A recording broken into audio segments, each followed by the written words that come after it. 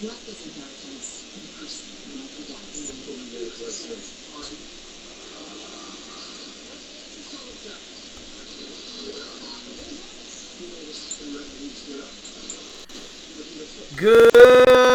evening, everyone. Welcome to American Sports Connection. I am your host, the one and only Joey Railroads. I'm here with my buddy Rygal. How you holding up, dude?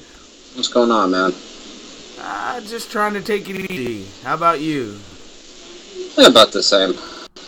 About the same. There's no sense in it. No, it's gonna still suck either way, so. Yeah, it's still gonna be the shit whether you bitch and moan or not. Yeah, for the most part. So, you might as well just take it in stride.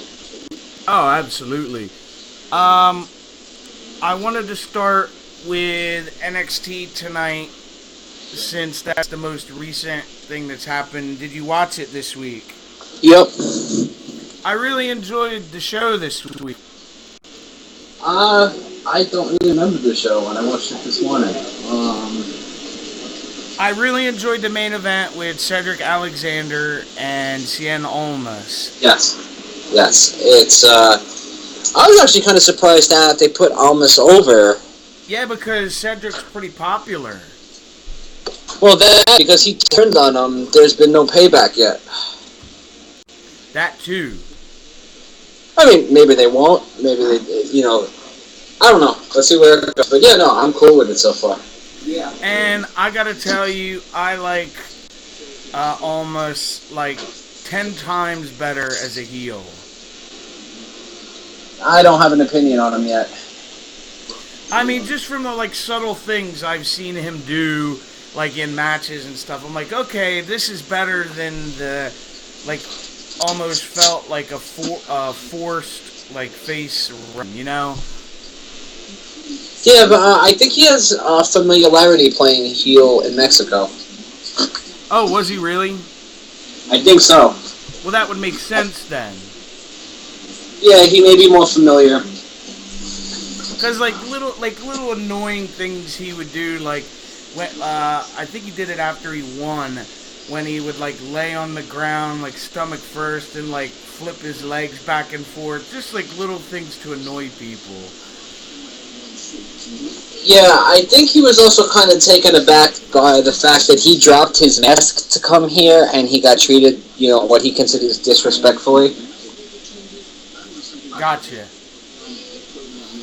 So the other thing was, and this isn't a knock on her, but I don't get Liv Morgan. I really don't. Me neither.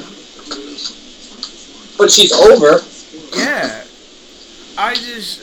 And I don't like to sound like I'm bashing people, but I just don't think she's really that good in the ring. I don't think she's bad. No, maybe it's just I'm spoiled from all the good women wrestlers we see. I mean, I think she's learning. I think she's exactly where she should be for NXT. If they brought her up to the main roster, I'd kind of be like, I don't know, but Dana Brooke is there, so... Yeah, so who knows? I mentioned it to you off air. There's rumors that they're going to have a 6-woman tag with Ember Moon, Liv Morgan, and the third girl's escaping me. I think I know who it is. It was the other third face girl that got beat up. Yeah. Forgive me, I can't remember her name, but it was going to be those three against Peyton Royce, Billy Kay, Billy Kay, and like a mystery person. Ava Marie. Yeah, there you go. Probably will be. Eva Marie equals ratings. I mean, she's a heel. It works perfect. I don't see why not. Yeah, and the way they really had her on SmackDown there is like the super heel was great. Did they do anything with her? Remember they kept doing why she couldn't wrestle? Yeah, and then how long did she get suspended for? 30 days. She could have been back for a while. Yeah, so that just doesn't make sense. I know, because I actually liked that. That people were getting like super pissed with that. And, they'd pay like top money to see her get her ass kicked. Well, anybody who's paying top money to see her get her ass kicked at this point in their career is just throwing money away, and their opinion isn't relevant. But you know what I mean. I mean, she's not really a draw. I mean, if John Cena didn't show up, that's one thing, but Eva Marie? Yeah, I know what you mean. And then pretty much the rest of the show was just hype videos. Yeah, okay, so that I really didn't miss much. No. Or that I didn't forget much, because that's all that I remember that was new. I remember Ember Moon came out and kind of like cleared house, so it's like, alright, kids, they're doing something with her. Yeah. The only thing I thought was odd was that and maybe it's just me, they haven't had Mickie James make one appearance before TakeOver. I don't think they have to, though. That's Mickie James. I know.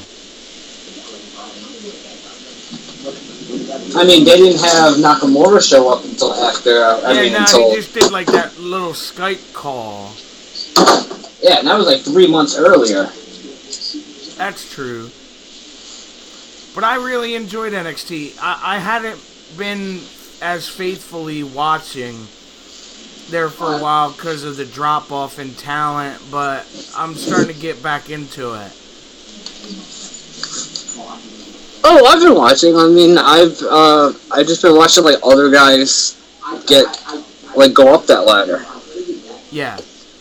Like Ty Dillinger. They lost like so many people. It's like they gotta like rebuild it from the ground up, you know? Oh yeah, but I don't know. I mean, like they got Bobby Roode, they got Eric Young, they got Samoa Joe, they got Shinsuke Nakamura. I mean, they lost KO. That's over a year ago already. Sami Zayn's well over a year ago. Finn Balor. Neither of us really consider him like that fantastical.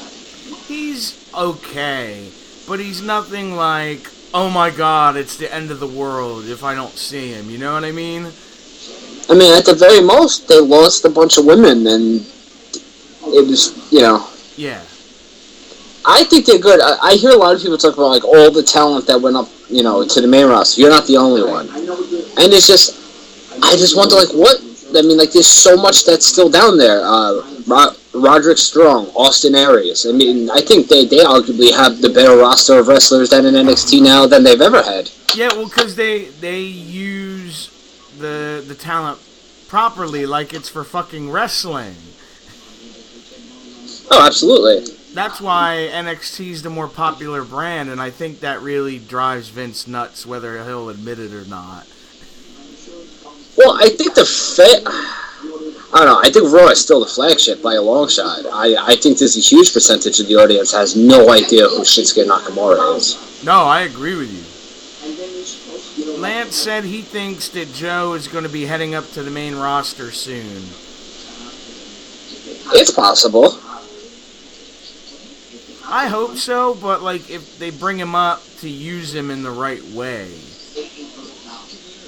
I think it needs to be long after they stop talking about this constant rivalry between Raw and SmackDown. Yes. And I don't know if it's going to be over just at Survivor Series. Of course not. It should be, but I think that they should wait to bring up anybody so that they don't get lost in that shuffle. I always say you should wait till after WrestleMania to bring guys up.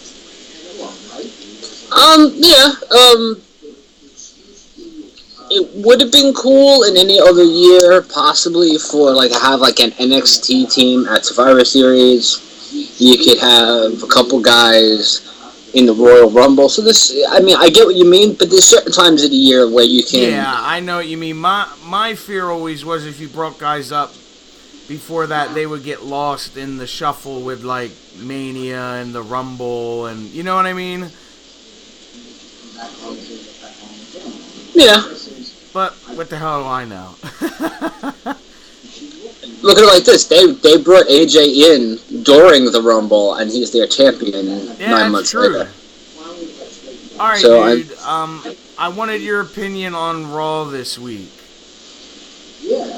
Raw has just been kind of stagnant. It wasn't a big surprise at the end to have the showdown. Exactly what I figured was going to happen. The only thing all week that kind of surprised me, but only because they pulled the trigger and did it, and I had said earlier that I could see it happening that way, was on SmackDown and Miz beating Ziggler, because now I see Miz dropping the title to Sami Zayn. Yep. And getting the title onto Raw. This is exactly what I said last week. Yeah, you called it. I mean, that would be good booking. I mean, like, if they keep it on The Miz, I don't know what that does. I don't know why they took that off the Dolph, because why you couldn't have two baby faces wrestle just for a title with no storyline? Yeah. Like, I don't understand why else they would have done it, unless they're doing a title switch and they don't want Sami Zayn beating Ziggler. Yeah, there's a couple things I liked about Raw. The six-man with the New Day and Jericho and Strowman and Rollins I thought was a good match. Yeah, a little bit out of the box. I like the idea of, like getting them together and stuff like that. I thought that was a pretty cool idea.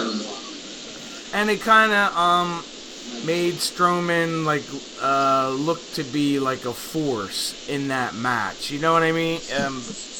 Yeah, he doesn't look so much like just a big, like he feels like he belongs there now, if that makes any sense. Yeah, like before he was just a guy that was squashing three guys in a match. Three guys that you never heard of and never will again. Yeah, exactly. I agree with you 100%. Yeah, that's what I liked, where it's like, okay, they're building him up like he actually belongs. Which is, and also somewhat believable. Like, you can only be a steamroller for so long. I mean, even if you keep winning matches, but before you can start taking damage. Yeah, like you gotta make it look, like we said before with the Authors of Pain. Yeah, they worked a match where it actually looked like they were in trouble at some points. Yeah. I will tell you the one thing I didn't like was the Goldberg-Lesnar showdown. No, I was not a fan. And then Goldberg hurt himself. Yeah, he said what, he tweaked his shoulder? Yeah. And I don't know if you rewatched it, but Lesnar looked like he had a little flab going there on his stomach. A little flab? I'm being kind. He looks like he hadn't been hitting the gym as hard. No, I agree fully. So I was like, damn. I was like, Goldberg looks like he's in better shape than Brock. Oh, absolutely. When I went back and watched it, because remember, I think I was talking to you at that time. Yeah. I was talking, at that point, I was actually talking to you, so I was looking at you and not the screen. So when I went back and watched it, I said, holy shit, Goldberg, looks fantastic compared to, Lesnar. Yeah. It was crazy to me, the difference. Yeah. Where you're like, wow. Who knows, though? That just may be water weight, and if he can, he doesn't need to cut weight, so it's not real That's fighting. very possible, too. Yeah, but he's not going to go cut weight to go fake fight. You cut weight when you have to, make weight to fight. Yeah, when you got to make, if you're in boxing UFC. When you can make a weight class. He can fight at whatever weight he chooses to. So because a weight cut fucks your body up, bro. Really badly. Yeah, man! Fucking cut week is the worst for people. One guy had, I think it was 2 weeks. That nigga dropped 30 pounds in 2 weeks. Holy shit. Yeah, he got a call on 2 weeks' notice. His walk-around weight is... a walk-around weight, I don't know if you're familiar with the terminology, but that's on a regular day when you're not training, what your natural body weight is. Then you have your fight weight. McGregor walks around, I think at 160 or 170, but he fights at 145 and 155. Okay. So he has to cut, a lot of it's weight. So All right, they just for curiosity's sake, when you mention that, how do guys actually cut that much weight? It goes into diet, and then the big thing is just it's a lot of water weight. So what they'll do is they'll get on a treadmill in one of those reflective suits, like those hot suits. Oh, yeah, I have one. Yeah, and they'll just get on a treadmill, or they'll get in a sauna, and they'll just practice with those suits on, and until literally you can take it out, and they dump them upside down, and you see nothing but water pouring out of them. Hell yeah, dude! I've taken one, like, say, to walk a couple miles, like a good 40 minutes, I'll say. And you come back, and the first thing you have to do is literally take all your clothes off, because you're, like, soaking wringing wet. Well, it's why they changed the rule where now they allow fighters to do the weigh-in Friday morning instead of Friday late afternoon, early night, because it gives the fighter a full 36. As the day goes on. No, it gives the fighters a full 30. Like, a lot of this happened in light of the Dada 5000. Oh, okay, I got it. Kimbo Slice match, yeah, where that nigga died 3 times in the middle of the fight. Yeah, that's so almost 36 hours to get everything back in their body that they need, because you don't need to show up at fight time at that weight. You need to show up at weigh-in time, so you can go back up to 15-20 pounds by fight day, like by fight time. In that 36 hours, you could put all that water weight back on, be fighting a 155 pound fight at 170. Like Lance just said, cutting weight is so dangerous. I'm surprised no one has seriously hurt themselves or died from doing it. Nobody at this level has. Lots of people will get hurt by this. I would never. And you asked, how do they cut 30 pounds? Mike, I couldn't tell you. I don't have the faintest idea how a human being can drop like a sixth of his body weight in 2 weeks like that. I know, that's just like frightening. And then be healthy enough to fight, and then he beat the fuck out of the guy. Yeah. So it wasn't even like he was sickly in there. He was in top form. Yeah, McGregor with his Vince McMahon walk. Yeah, absolutely. And then you got some guys like fucking Nate Diaz who literally walk around at their fighting weight and trains triathlons 12 months a year. So that is always in shape. Yeah. Alright, dude. Let's get to SmackDown. What did you think of SmackDown this week? SmackDown wasn't bad. I like SmackDown more so. You know what? Did you see the state of the WWE on the network? No. Holy shit! Do you know about what was said? No. Because they got Daniel Bryan and Foley got very personal to the point, because Foley was like, yeah, Daniel, but you openly said that the only reason why you're doing this job is because you're a contracted performer and that they told you to do it, while I'm here because I really want to do it. And, and then Daniel was like, correct me if I'm wrong, weren't you general manager once, and didn't you quit to go to TNA to go wrestle? Ouch. Yeah, bro. I was just like, yo, this nigga just said the 3 letters that have never been said on WWE television. They're throwing knives at each other. Bro, I was just like, oh, and then Stephanie is sitting there. Shane was sitting there, because it was Stephanie, Shane, Foley, and Bryan all sitting there. I bet they were both uncomfortable as hell. Bro, if I can find it, I may get just the audio, because I can't get it with the audio and the synced up video. So I'm gonna send that to you afterwards. Alright, cool. And it's about half hour long, but some of it gets really jabby. I mean, not all of it, but I think it was a good special for the network. Something different. Yeah, because it's the first time that they're taking this brand like so seriously, like they're forgetting the past. But like, yeah, this I didn't hate it. I was like, oh, this could actually be going somewhere. So. I want to tell you, I really like Dolph and The Miz fighting again. They have really good chemistry. Man, The Miz is one of the best in the fucking industry. And people shit all over him, but it's the truth. He's so good. Name a better heel right now. You can't.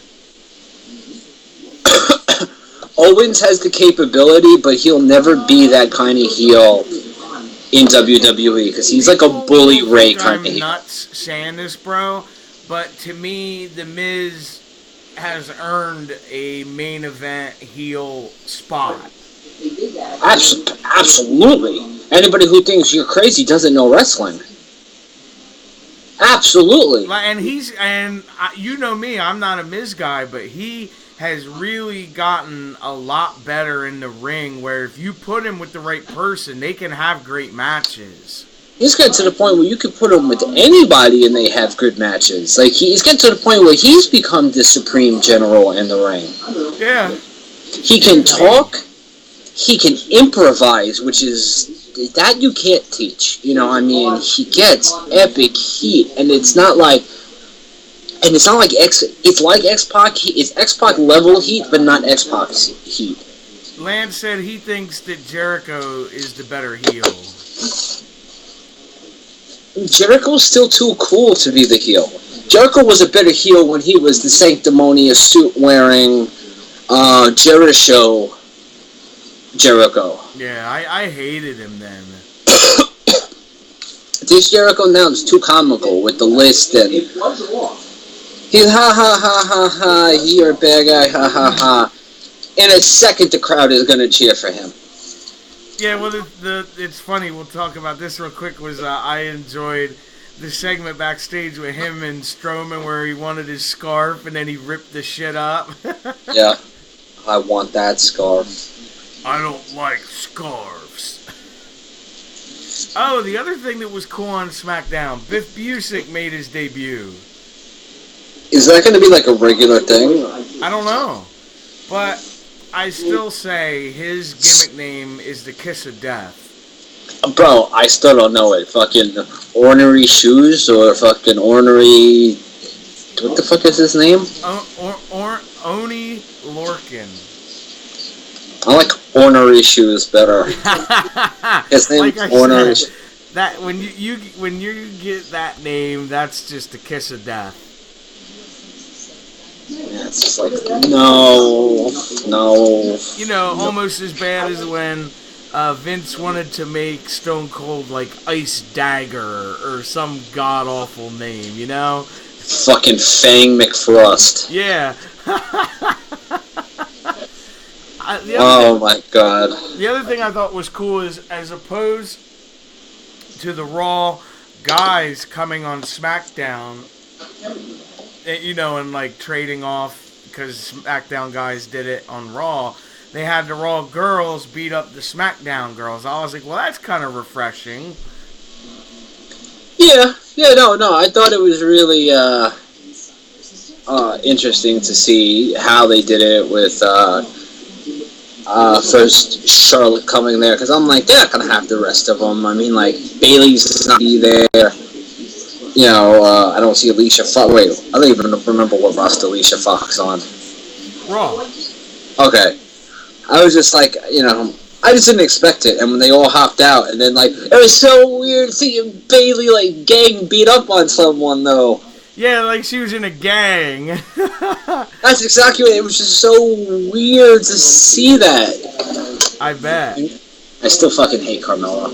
We all do. Did you see what happened to Nikki Bella? Specifically, no. When she got beat, when they had the gang beat down, where Raw's women beat up SmackDown's women. I don't know who did it, but they chipped one of her front teeth. So when she went to like talk on Talking Smack, she smiled and she had like a big gap between her teeth. Oh no, I did not. I thought that was pretty funny. And people are gonna bitch when I say this, but Undertaker coming back to me is like, whatever. I mean, has there been any clarification on if he's back? No. I mean, I could have sworn that's what he said. Yeah, I will say this, and my son thought this was hilarious, and I got a kick out of it. When Undertaker's like, I'm digging holes and taking souls or some shit like that. And I was like, wait a minute, is The Undertaker trying to be a rapper now? Yeah, fucking OG dead man. Yeah, making rhymes. I'm like, what the hell?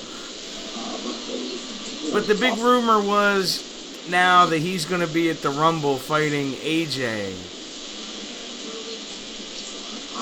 So does SmackDown win, but AJ is the only one? Or does AJ cost SmackDown to lose? I'm assuming he's going to cost them to lose. Yeah, he's going to do something having to do with Ellsworth and lose. They're going to have a thing at Rumble, and then they're going to make Ellsworth, like, this is why Ellsworth can't take independent bookings anymore, and I've heard this through the grapevine, is they're going to give the Undertaker gimmick to James Ellsworth. There you go. He's going to be the Underchin. The Chinder. the Chinder Taker. Yeah, boom, boom. There That's you go. That's that what would the current definitely plan make is. some people angry. That's the current plan, the Chinder Taker. There you go.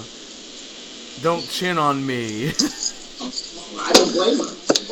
Rest, chin, peace. There you go. All the bad puns. Alright, dude.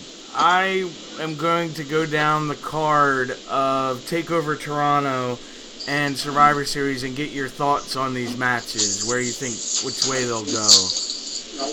Okay. Alright, I'm going to do TakeOver Toronto first since that's tomorrow night. We have the Revival versus DIY for the tag belts in a 2 out of 3 falls match. I see Team DIY finally doing it and winning. I think that would be awesome. I think it's going to be a great match. I'm still considering their match from the last TakeOver to be one of the best matches I've seen this year. Yeah. And that was one fall. So The only thing, and this is really nitpicking, that I didn't like about the match was the finish where Johnny Wrestling was so close to the ropes and then he taps out. I'm like, yeah, there's only so. I mean, yeah, But I know. you know what I mean. I know what you mean. It's. But I agree with you. I think DIY is going to have their moment. What, the one guy that he was fighting? Yeah, no, I mean, no. The one guy that he was fighting? Stone Cold has had criticism sometimes on finishes like that, where the guy, you know, just you end up in poor ring positioning, Mhm. and you know, for whatever reason, like you can't go that extra 2 minutes in order just to position yourself better, so you have to tap out. Where like sometimes it's where your hand literally is, like you have to move your hand as to not tap on the rope. Yeah. You know what I mean? Like, you know, because you're not supposed to be grabbing the rope. You're supposed to be tapping out, but the rope just happens to be in your way, so you got to somehow, like, tap. Yeah, it's just bad ring positioning, but I know what you mean. I agree. Right. Alright, next we have the Authors of Pain versus TM61 in the finals of the Dusty Rhodes Classic. Call me crazy, but I see TM61 possibly winning it. I don't know what to expect from this match.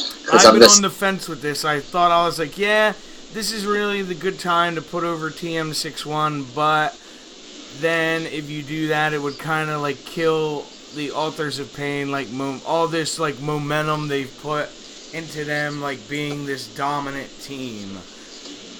I would agree on every condition except for where they're going next month. That's true.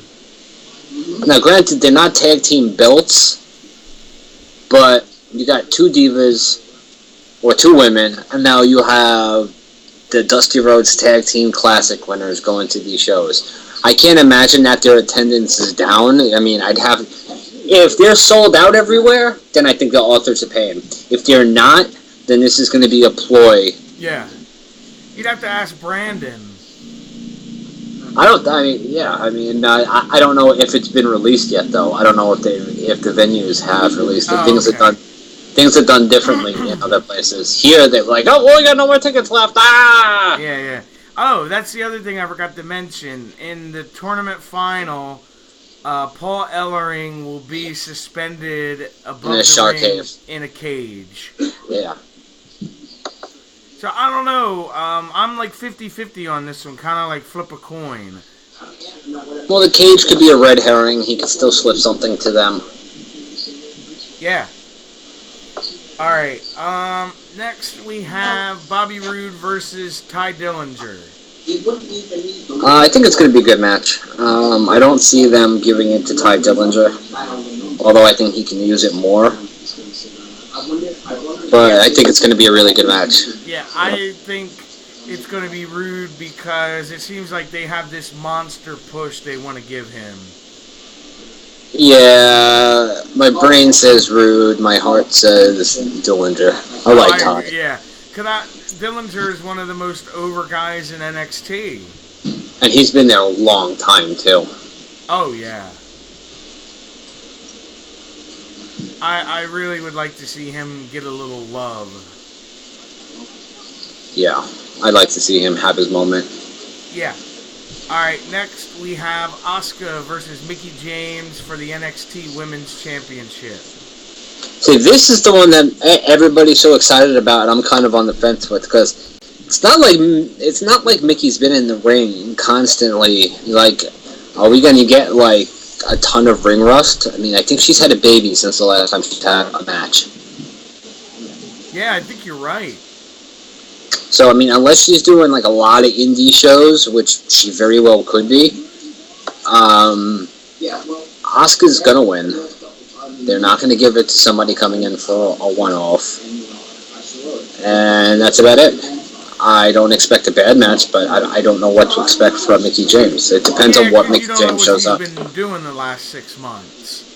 Yeah, it could potentially be a great match. She's had great fights in TNA. Asuka's Asuka. I think this is where you start to see the turn of Asuka. What, you think she needs to go heel? They're going to start healing her up because everything I've read is that the plan eventually is to have her and Ember Moon fight the night before SummerSlam. Or, excuse me, WrestleMania. That makes sense then. So that's why, because if I read that and I'm like, well then, that would make sense where they start like healing her up. Well, she'll have that title a year then. Yeah. Oh, Lance said that Mickey's been wrestling over in the UK. Oh, okay, so then maybe I expect a little bit more. I definitely, I don't expect as if it was Sasha or somebody, but... Yeah, I know what you mean. Like, it's not going to be dog shit. No, I'm hopeful. Sorry. Because I think Asuka can pull out a good match with her. Yeah, I do too. Alright, and the main event of the evening, Shinsuke Nakamura versus Samoa Joe for the NXT title. Nakamura goes over in a hard-hitting, awesome, and like amazing match that people are gonna chant "Fight Forever" and we're gonna go shut the fuck up. Yeah, they really beat the shit out of each other the last time. Yes. Yeah, I remember hearing Samoa Joe's jaw dislocate. I remember because you were there. Yeah, I heard that and was like, look, there's certain sounds that you just know in wrestling. It was a good hit and a bad hit. That was a bad hit. And a perfect example, like, I just saw this yesterday. Look for the frog splash Eddie Guerrero hits on JBL off of the cage. That's a perfect example of how you're supposed to hit a move. There's one sound. It's his body hitting. It's not a double sound. It's not his knees and then his chest. It is the sound that's supposed to hear. Yeah, kind of like a thud. Yeah, there's some sounds that you hear where you just know that was it. Yeah, that was not good at all, yeah. But, yeah, I definitely see Nakamura retaining. They're not going to take the strap off of him for a long while. I figure, yeah, Nakamura will go over and possibly Joe going up to the main roster after this. That's highly plausible. I can see that. That's what I'm thinking. Excuse me. You're excused. I'm getting as bad as you coughing over here. Yeah, I've quelled my cough, though. Alright, I have the Survivor Series card in front of me, and I'm going to go over it with you. Did you realize this? I don't know if you noticed this, dude. The Survivor Series show is going to be 6 hours. 2 and 4. Yep. Yeah. So it makes me wonder if they're just going to have the Cruiserweight title and the IC title match on the pre-show and then have the other matches on the main show. I don't know. And I'm just totally guessing, you know? That's a lot of time. Because they have 3 5-on-5 Survivor Series matches, and those things are long as fuck. I think the tag team one may end up on the pre-show. It's possible. But Because I saw a thing for WWE.com that was asking what matches people were most excited for, and that had like 2% of the votes. oh wow.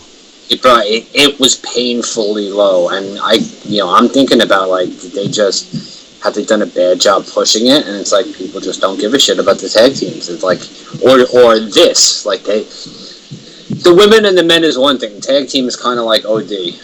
Yeah. Alright, well, let's go into the matches. We have The Miz versus Sami Zayn for the IC title. If Zayn wins, the title goes to Raw. Yeah, I see Sami Zayn taking the title off of Miz. Yeah, I think this is going to be Zayn's moment. I hope so. Because I personally have been waiting for it since he beat Kevin Owens, what, like 6 months ago?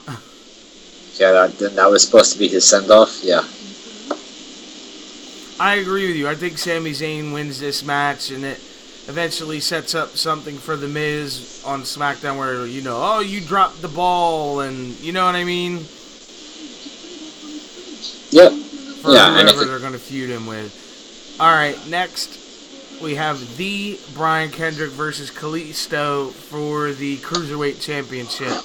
If Kalisto wins, the belt and the division go to SmackDown. That's what I see happening. Me too. With the new show they have, it makes perfect sense. Yeah, I agree. Alright, we just talked about it. Team Raw versus Team SmackDown, the tag team elimination match. I don't know where the fuck they're gonna go with that. I have to believe it's going to be Team Raw. Completely possible. And the only reason I say that is because the New Day is on Team Raw. Because they're about to break Demolition's record. Yeah, but if they lose, that wouldn't be considered a loss for their tag belts. No. But I just... So that could... Yeah, I just don't see SmackDown winning, but what the hell do I know? Alright, Team Raw versus Team SmackDown with the women. I don't know, I think Raw wins everything. Yeah. I have to gripe about something. Because in every Survivor Series promo picture, like the team captains are a champion. Like Owens and Styles and Charlotte and so on and so on. For the women in Team SmackDown, it's Nikki Bella. And Becky Lynch has her belt like 2 people back. That just annoyed me. Yeah. I don't know. Because it's like, if you're going to have... she should be the team captain, but I guess that's what happens when you're with John Cena. Well, a lot of people hate Becky Lynch's accent. Oh, yeah, I forgot. Kevin Dunn doesn't like her. Which is stupid. Because I like Becky, but I've had other people tell me, and I tend to agree with this, she's probably of the four horsewomen, the weakest of the four. Yeah, she wouldn't be like. She's like the Lex Luger of the four horsewomen. Yeah, there you go. No, I'm sorry, Paul Roma. Ooh. That's the Paul Roma. Yeah, right that's there. a harsh one. Because Lex was at least successful in other aspects of his career. Yeah, well, he was smart, a smart businessman. Was he? Like, he was the first pro wrestler to get an agent. Was he? Or was that Hogan? I always heard that he was, like, the first guy to get one. I thought Hogan introduced him. I don't know if it's legitimate or not. I had heard Flair talking about it. So you take it for what it's worth coming from him. I tried looking up first wrestler with an agent. I get Paul Heyman, Abraham Washington, Al Snow.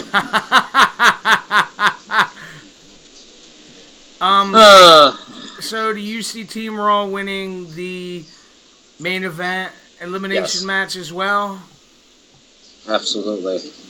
I actually think if what I've been reading is true, because you could take a shit with a grain of salt, that Brock Lesnar is going to cost Team SmackDown the match. Because apparently the plan is to have Shane McMahon wrestle him for some ungodly reason at WrestleMania. Oh boy. Oh yeah. And that match we didn't talk about, Goldberg and Lesnar. Yeah, I was just getting there, yeah. That's supposed to go on last, Rygal.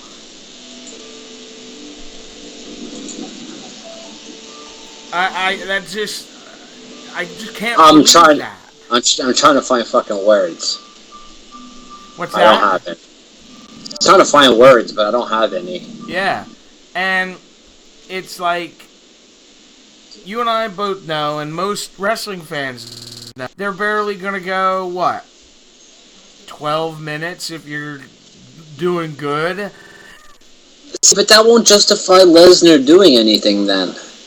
Like, Lesnar's gonna come fuck over the teams and then come out and have his match? That don't make sense. That's true. I mean, that don't make sense. Like, that's how it should go off the air. Like, you're gonna have a match. I don't see. Either he's not interfering or he's not going on last. Yeah, that could be it. Because there's no way that they could do that. Like, all of a sudden Shane's gonna forget and he's gonna allow Brock to have his match. Yeah, I agree. Yeah, so... It's just, I think their match is going to be... This match is going to be worse than the WrestleMania 20 match. Wait, what happened? You just went out for a second. Oh, I said, this match coming up is going to be worse than their previous match. Oh, yeah. Absolutely, because they're both older. Yeah, because I said it's not going to get any better, 13 years later. Yeah, I know. And I actually went back and rewatched that match, and it's not terrible. It's just no, but they walk good. around each other for the first 10 minutes. Did you notice that? Yeah. They just literally walk around each other. It's going to be bad, and they're going to turn on Goldberg. Oh, absolutely. They're going to eat him alive, because they don't like him in Canada. Oh, well. Because of the whole Bret Hart thing. And then Lesnar lives in Canada. He lives in Saskatchewan. Yeah, so it's the hometown hero. Just to tell you how little bit of a fuck Brock Lesnar gives. He was announced from Canada for his last UFC fight. Yeah. He had the Canadian flag on his shorts. I remember that. And Lance said that Brock is doing his King Kong Bundy impression now. Where you could definitely tell he's off the juice, because he's nowhere near cut, muscle mass wise. Nope, not at all. Because when I saw him, I was like, holy shit, he's like way like thinner.